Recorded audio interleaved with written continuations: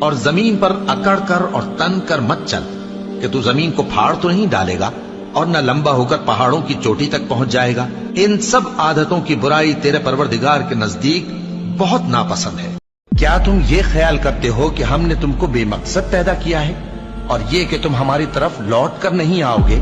تو اللہ جو سچا بادشاہ ہے اس کی شان اس سے اونچی ہے، اس کے سوا کوئی معبود نہیں، وہی عرش کریم کا مالک ہے۔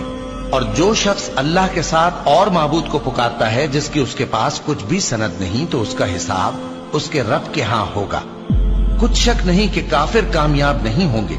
اور اللہ سے دعا کرو کہ میرے پروردگار مجھے بخش دے اور مجھ پر رحم کر، اور تو سب سے بہتر رحم فرمانے والا ہے۔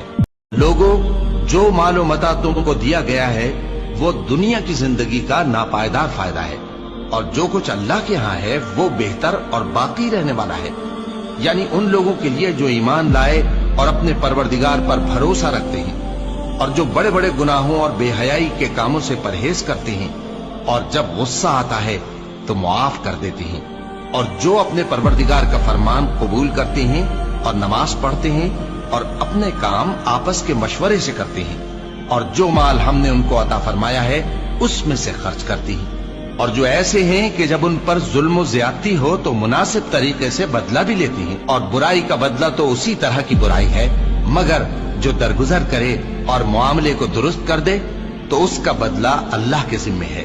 اس میں شک نہیں کہ وہ ظلم کرنے والوں کو پسند نہیں فرماتا، اور جس پر ظلم ہوا ہو اگر وہ اس کے بعد انتقام لے لے تو ایسے لوگوں پر کچھ الزام نہیں۔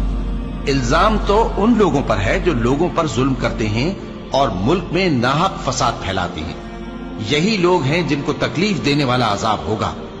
اور جو صبر کرے اور قصور معاف کر دے تو یہ بڑی ہمت کے کام ہیں۔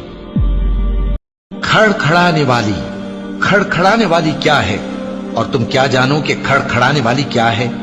وہ قیامت ہے جس دن لوگ ایسے ہوں گے جیسے بکھرے ہوئے پروانے، اور پہاڑ ایسے ہو جائیں گے جیسے دھنکی ہوئی رنگ برنگی اون۔ اب جس کے اعمال کے وزن بھاری نکلیں گے وہ دل پسند عیش میں ہوگا، اور جس کے وزن ہلکے نکلیں گے اس کا ٹھکانہ ہاویہ ہے۔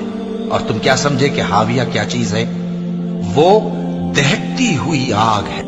اور جب انسان کو تکلیف پہنچتی ہے تو اپنے پروردگار کو پکارتا ہے، اس کی طرف دل سے رجوع کرتا ہے، پھر جب وہ اس کو اپنی طرف سے کوئی نعمت دے دیتا ہے تو جس کام کے لیے پہلے اس کو پکارتا تھا اسے بھول جاتا ہے، اور اللہ کا شریک بنانے لگتا ہے تاکہ لوگوں کو اس کے رستے سے گمراہ کرے۔ کہہ دو کہ اے کافر نعمت، اپنی ناشکری کے باوجود تھوڑا سا فائدہ اٹھا لے، پھر تو دوزخیوں میں ہوگا۔ اے ایمان والو، اللہ سے ڈرتے رہو، اور ہر شخص کو دیکھنا چاہیے کہ اس نے کل یعنی آخرت کے لیے کیا سامان بھیجا ہے۔ اور ہم پھر کہتے ہیں کہ اللہ سے ڈرتے رہو، بے شک اللہ تمہارے سب اعمال سے خبردار ہے۔ اور ان لوگوں جیسے نہ ہو جانا جنہوں نے اللہ کو بھلا دیا تو اللہ نے انہیں ایسا کر دیا کہ وہ خود اپنے آپ کو بھول گئے۔ یہی لوگ ہیں نافرمان۔ اہل دوزخ اور اہل بہشت برابر نہیں، اہل بہشت ہی کامیابی حاصل کرنے والے ہیں۔ اگر ہم یہ قرآن کسی پہاڑ پر نازل کرتے تو تم اس کو دیکھتے کہ اللہ کے خوف سے دبا اور پھٹا جاتا ہے۔ اور یہ مثالیں ہم لوگوں کے لیے بیان کرتے ہیں تاکہ وہ غور کریں۔